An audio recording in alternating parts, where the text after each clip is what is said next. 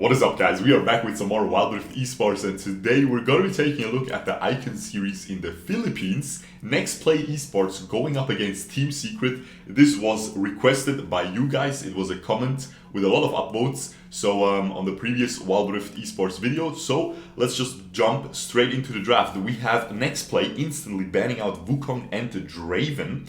So it seems probably Team Secret has a very strong Draven player, because that is not usually banned champion so far in Wild Rift Esports. Meanwhile, Galio and Akali banned out from the side of Team Secret. These two champions are just absolutely broken. We have Kai'Sa being first picked. She is, of course, one of the best marksmen in the game, if not the best. You know, I think many people would argue for that.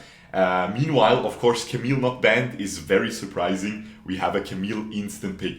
Nerfed Orianna being picked up very early on. So it seems like even after that massive nerf, she is still being valued a lot here by Team Secret.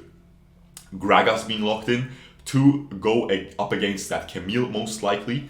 Braum being picked as one of the best support champions. We have seen it many times in Wild Rift Esports so far.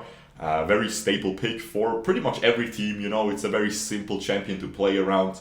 It just gives you such a strong tank with lots of CC. Super good throughout the whole game. Also very good in lane. Now we have a Seraphine pick. This will most likely be a support pick here, but it can also go mid. Keep that in mind. So we'll see what happens here. And we've also seen some marksman Seraphines. Believe it or not, but just mage in the duo lane. We've seen that actually it's getting very popular in Wild Rift Esports in all regions. You know, Ziggs duo lane, very often picked. I really expect to see a Ziggs pick. He was actually banned in the previous series, so oftentimes. So I really want to see that. We have an Olaf for the jungle position. Still a very staple pick even after the nerf. Fiora to go up against that Camille, the classic matchup that we see all the time. It is one of the most fun matchups to watch in the Baron lane, and it seems like Next Play will finish off with that Lee Sin pick. And now, what is Seraphine gonna... what is Seraphine... Ooh, so no marksman. So they pick a Sona. So Seraphine seems to be going either mid or in the marksman position, because I think Sona is a little bit more supportive, and then Orianna will either be in the marksman position or mid. Trust me, I know Orianna not in the mid lane. Yeah, we've seen it many times in Wild Rift Esports, especially on this patch. Let us just skip right into the game here. They have a little bit of a long downtime. They have very good production quality. I'm liking this. I'm really liking this. Let me move my camera, top right corner. There we go, and we are set up. Let's check it out. So, we have Orianna in the bottom lane. We have Seraphine and Sona actually dual laning, but they're in the mid lane together, going up against a Gragas. Okay. Oh yeah, Gragas. I thought Gragas would go against Camille, but they actually flexed him into mid lane and ended up picking Fiora to go up against Camille. So, we'll see how that will go. We have an Orianna going 1v2 against Braum and Kai'Sa. Meanwhile, Seraphine and Sona in the mid lane. Now, Gragas is honestly fine with that. He can just last it with his barrel. So, he's gonna be okay. Is this Orianna gonna be okay? I think she's gonna be less okay. Because this is a long lane. In the mid lane, you have a very short lane, so it's fine even if you get pushed under tower. It's very hard to deny you from gold and experience from the wave, because it's just so close to you, you know? The lane is just so short. But in the bot lane, you can really zone out this Orianna. And both Orianna and Gragas have very similar range in terms of their ability that they use to last it with, which is Q for both of them. And meanwhile, we have Lee Sin playing what he is best at, and it is, of course, playing a very aggressive early game, trying to invade the blue buff. But the Orianna is enough to already scare all three NXP players away here. Now let's see, TS is moving on to this Skull Crab, but I believe the Lee Sin secured it with a nice smite, and they just jump out and run away. Now this little Raptor camp seems to be a little bit contested. The Sona gets engaged on. Beautiful E-flash by the Gragas, but I think it is a little bit too greedy, because there is no follow-up damage. There's only a Braum that is already low HP. Lee Sin already blew his whole combo onto the Sona and she didn't die, so you should disengage at that point. Gragas a little bit too aggressive there, however, due to a little bit of a mispositioning there by the Olaf, or let's say lane priority in the Baron lane, especially if you're winning that matchup very easily early against the Camille, just allows them to still secure the second Scuttle Crab as well. So all in all, while this first blood dropped, they're still able to get something back, so it is not the worst of things to happen. Keep in mind the Gragas used his flash, so that's a little bit of an issue. We see Seraphine is most likely going for a Luden's Echo. These items also build into Harmonic Echo, but I think she is going to be the carry of this duo lane, okay? I think the Soraka and the Sona is going to be a little bit of the supportive option here, and Seraphine is going to be the one trying, yeah, she's taking the last hits. She has the level lead. I think Chewy here is also their marksman player. Believe it or not, I think so. I think he's the marksman player. So, yeah. Very nice. The dual lane Sona and Seraphine. That is definitely a nice game. Should be a nice game here. Very interesting choice.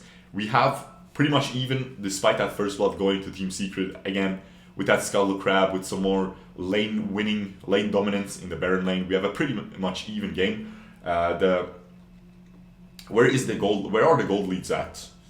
A little bit of 400 gold lead for the Seraphine, but the Lee Sin has a 200 gold lead.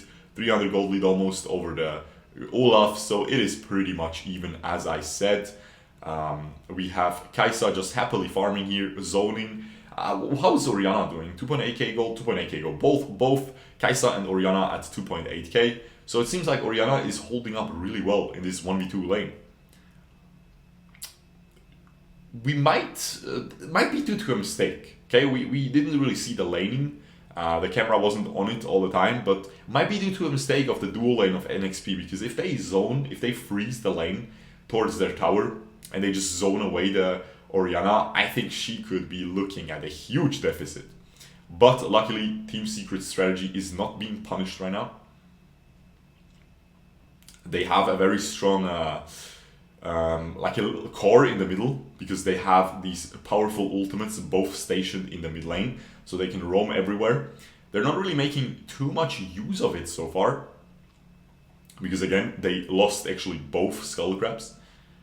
Dragon being started a little bit by next play, but quickly disengaged once again. It is a Ocean Dragon, so it won't be too important. It is not one of the best dragons, but it is a very decent one, especially when it spawns early game. It's going to help you in those laning phases. Maybe we might even see Camille, the matchup shifting a little bit earlier into her favor because of all that lifesteal. Ooh, the red smite comes through by the Olaf, secures the dragon, and now they're also winning that team fight. The Camille goes in, ends up dropping as well. The Lee Sin ends up dropping beautifully, not the Camille, excuse me, the Lee Sin ends up dropping, the Gragas ends up dropping to that Olaf, but Fiora was able to get a full tower here in the Baron lane. The enemies also miss pretty much at least one wave on that push, so it is still an advantage for Team Secret here, but as you can see, the gold lead isn't moving too much due to these factors. Ooh, beautiful, the Orianna gets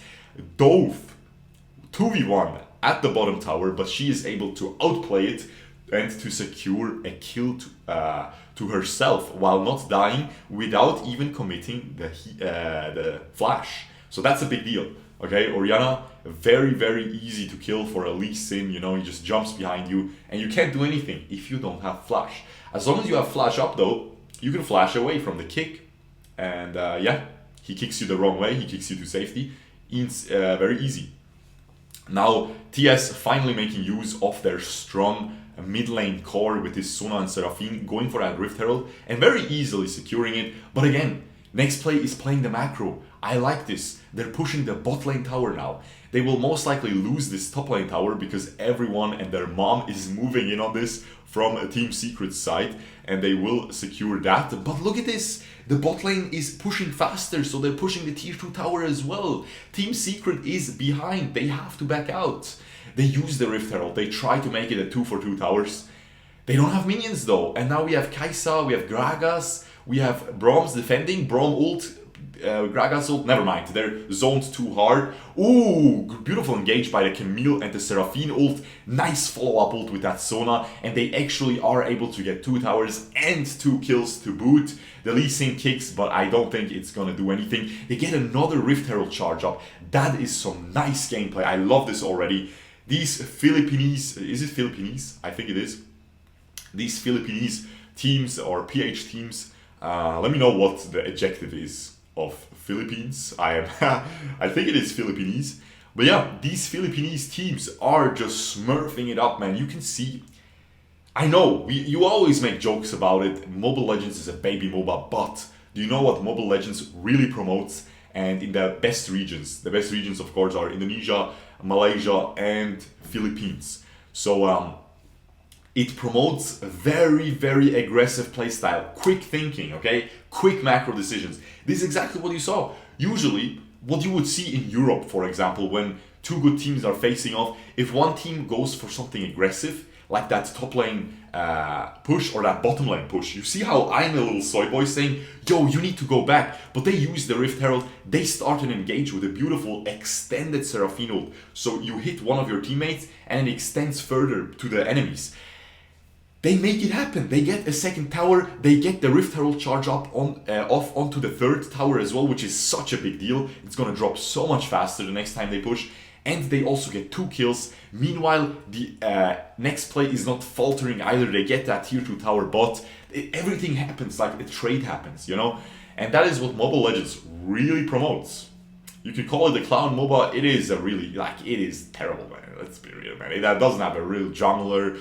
It is just super stupid, man. I don't know. Kufra is so broken. What is that? Let's be real, guys. Kufra is one of the most broken designs I've ever seen. He's a bouncy ball, and you can't jump away while he's bouncing. Like, how dumb is that? And he has huge range to jump, and he does half your health. What is that, man? It's worse than Alistair. But it really promotes a certain type of gameplay, and we are seeing this here. Philippines looking good. I have to say, this is some high quality gameplay. I'm a fan of it already. While I'm saying that Infernal Dragon being taken down, is the Lee Sin gonna steal? No. Instant Sona ult, beautiful, CCs him. The Olaf very confident with his E and smite, of course. Huge true damage combo there. Gonna be dealing around 200-250 damage more than a usual smite, so easy clap. But again, the split push action is happening. This Fiora is so instrumental to next play right now. While Team Secret is definitely seems like they're stomping this game. Double Dragon, 7-1 in kills. Only a 5,000 gold lead, or not even. Yeah, it's a 4.7k gold lead. That is nothing. Do you know what? Guys, I've been zapping through these games, okay? Of the PH Icon series. And I saw one team was actually going for a Graves pick and a Garen pick. I really want to make videos about that, right? Because that's a good clickbait. Like, you guys want to see Graves in esports. You guys want to see Garen in esports. But they were the biggest stumps. And the kill score was better than that. It was like 15-9 or something at some point. But the gold lead was 8,000, you know? Wild Rift has a huge issue right now in esports where it's way too snowbally. They need to fix that somehow. The games go out of control so fast. But man, Next Play is doing a great job. And this just proves just how strong tower pushing is. Have you noticed that whenever you have to marksman, even if you don't main it, you probably win more often than if you play your main role, like maybe mid lane? Well, it is because you take down those towers, man. You know? Do you know why Ziggs is so easy to win with for me? Do you think I'm better on Ziggs than on Diana or something? Diana is better for solo queue. But Ziggs just pushes the towers. It is insane. If you are able to push these towers, you will get your team such huge gold leads. And that is how Next Play is staying in this game, by pushing down 3 towers for themselves as well. Meanwhile, while I'm saying that, TS is taking down that Baron. Beautiful extended Seraphine ult. That was one of the best Seraphine ults I've ever seen. It extended twice, hit 3 people in a super nice line there, and they are able to take down the Braum only. So Next Play is still in it. They still want to look for this. Lee Sin is looking for a steal, has vision. Fiora gets the 1v1 against the Camille. Huge outplay. We didn't even see it on the screen, but you saw it on the minimap. Fiora is pushing down that tier 3 tower now. The Lee Sin is able to do so much damage. It's a 2-for-3 team fight. Make it 3-for-3 in the end. Of course, Braum ended up dying as well at the start, so Team Secret gets more kills. However, they lose their tier 3 tower. That is a great game. Guys, please give me more suggestions like that. You know how busy my schedule is. We're pumping out 2 daily streams. We're pumping out 2 daily videos. I'm pumping out a new gacha channel that I made. If you guys are interested in other mobile games as well, I'm reviewing not only gachas, Brawl Stars, everything in there. So make sure to check that out. It is on my main channel. You can just scroll down.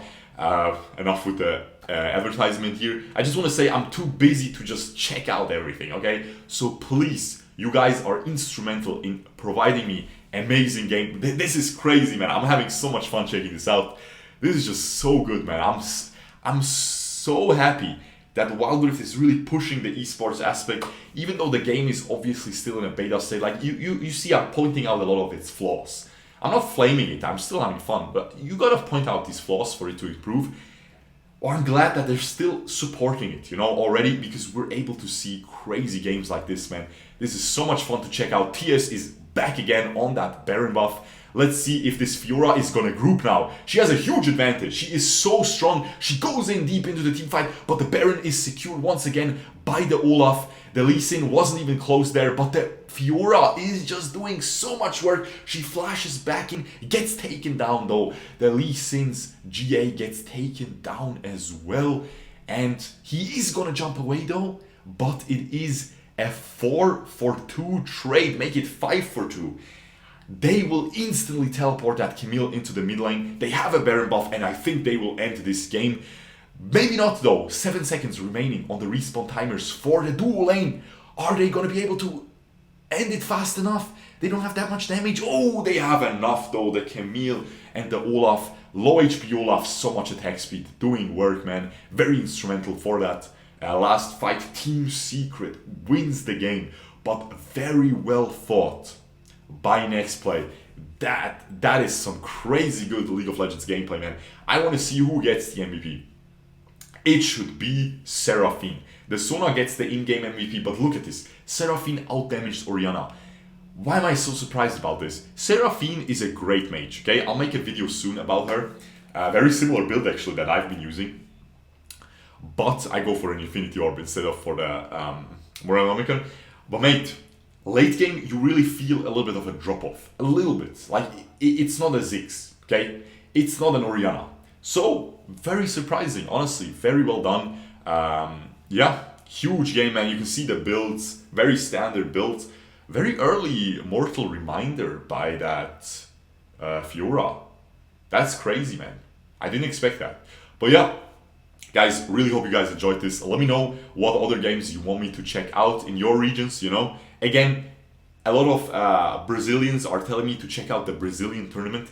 I cannot do that because that is not official by Riot. I can run into copyright problems if I just take their content. But if I take Riot's content, they don't care. You know, they're happy with me doing that. I already asked for permission. So yeah, make sure to keep that in mind. Has to be an Icon series, or if you ask the tournament organizer manually and you see that they allow shurkou to make videos, then yeah, that works as well. But anyway, guys, really hope you guys enjoyed this. Make sure to let me know what you think about this crazy Sona and Seraphine dual lane in the comments below, and I will see you guys the next time. Peace.